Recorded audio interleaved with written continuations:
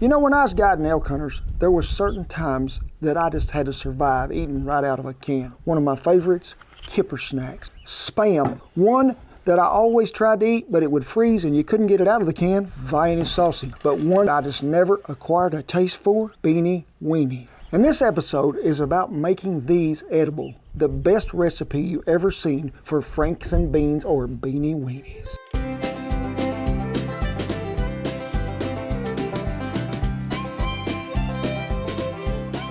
And it says in here, white beans, chicken frank parts, mechanically prepared. No, it doesn't. Yes, it does. Did they have to stop on the side of the road and fix a flat before they could go ahead and make these?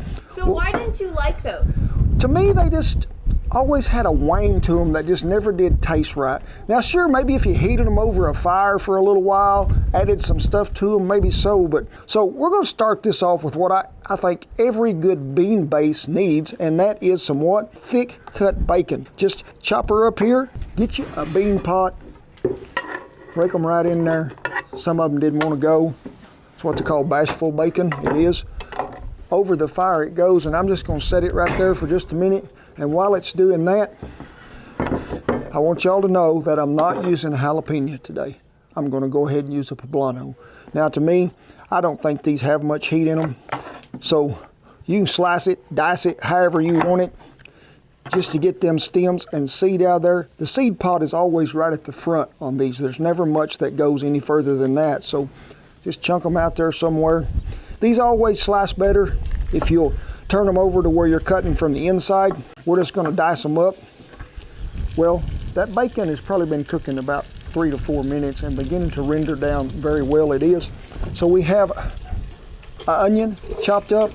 Remember these poblanos, and we want to cook that down till we get all that flavor incorporated with that bacon. So probably another 3 to 4 minutes, stir in occasionally.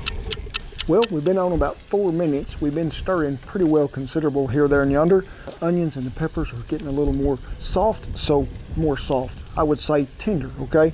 So to that, brown sugar, some ketchup, smoked paprika, our original seasoning, or salt and pepper, whichever you prefer, ground mustard, a box of beef broth. You know why I'm using beef broth? Because I couldn't find beanie weenie broth, so that's why we're using this. Uh-oh, malfunction. Give that a good stir. Well, now that's simmering right along over. Let's talk about the beans that are in this. Now, when Shan zooms in up here, you can see these little beans here. They look just like the beans to me that come in the pork and bean can. Now, most of the time, any canned bean that's going to go in something like this is a white bean. It is, which is what? A great northern bean. But folks, why would you just have that kind of bean when you could also put the pinto bean with it to combine the different flavors that they're going to have? There is a pound of each. Really, when you combine this with the meat that we're going to have, you'll get, I'd say, 14 to 16 really good servings in a bowl out of this time we put the meat with it. Folks, you can throw these beans out on the table, pick through there and see if you got any rocks. My daddy said them rocks always sink to the bottom, just don't be the last one to eat. So in they go, plus the great white northern beans.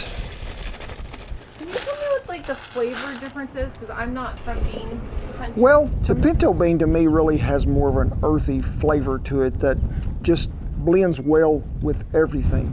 Now, I've never eat great white northern beans by themselves. It's always been in something else, whether it be in chicken chili, whether it be in a, Mama would make usually a pot pie that had a bean in it. It was great white beans, or it'd be great white northern beans and ham. The white bean to me is going to bring something to it that has more of a starchy flavor to it, which is really sort of what we're after in this as a thickening agent. Let's give them a stir. Now, you know that amount of liquid that we started out with, since we didn't soak them beans ahead of time, we're probably going to have to add more liquid to it as it cooks. Now, you can keep another box of beef broth on hand, or you can keep water. But keep it in something that you can keep hot and warm, so when you have to add it, it's already hot. Now, you know, if you're soaking beans, soak them in cold water, especially if it's in summertime, and put ice in there, like if you're just like setting them on the kitchen table and letting them soak.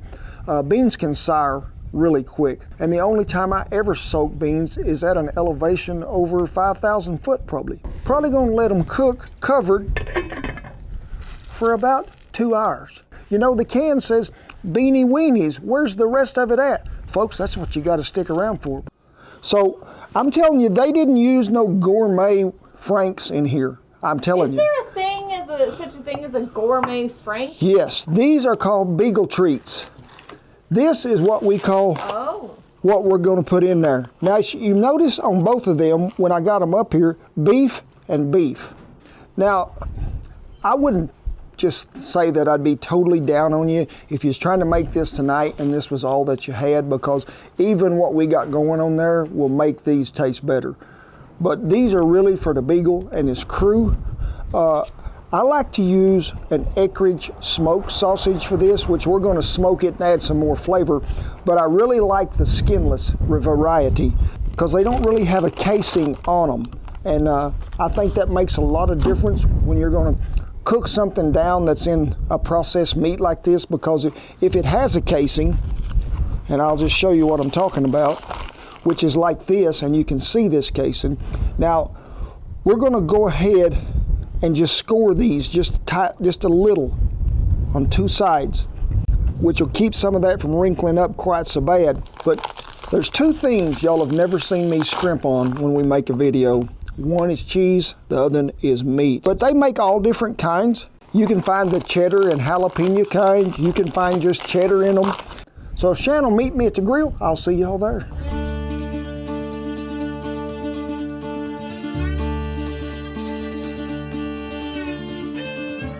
We got all our sausage on there. I've got hardwood lump Fogo charcoal oak, and I have 3 or 4 big old pieces of mesquite in there. Now it's down here on this end. All this is down here. We're just going to get some indirect heat on it. I just want it to warm it up really well, and I want it to give it some more smoke flavoring. So we need to get that lid shut on that. We're going to pull these beans over here for a minute because we got to work on them. We'll let the smoke roll on that for a little bit. Get you a strainer. Take you about a cup and a half of beans, dump them right in here, because folks, when we mash these and put them back, it's going to help thicken that up. So just go to mashing in there. These still like probably 45 minutes, getting to where I'd call them plumb done. But you don't want to do this too early because they won't mash, they'll still be too hard. Get these back in the pot and get them back on the fire. Put them on the direct end of the fire, which is, with the lid shut, probably going to be a medium-low heat. We're going to let them go about 30 minutes. Then that sausage ought to be smoked well enough that we can dice that stuff up, slice it up however you want it, bite-sized pieces. Put it back in there. Let it cook till the beans are good and tender, probably another 30, and we'll call it a done deal.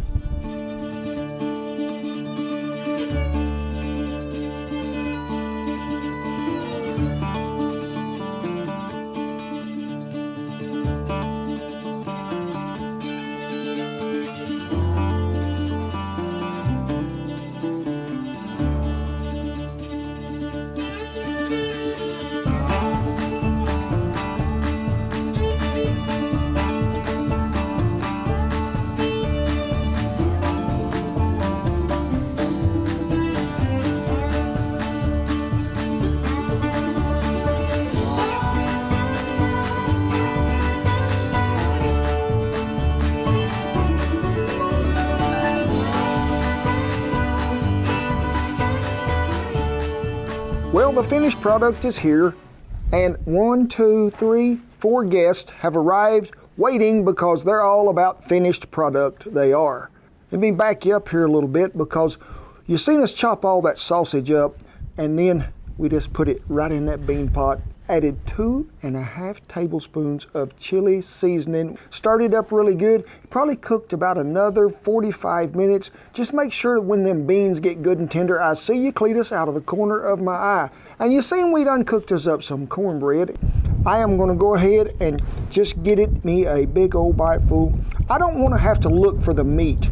You can see that when you pull it up, there is plenty on the spoon.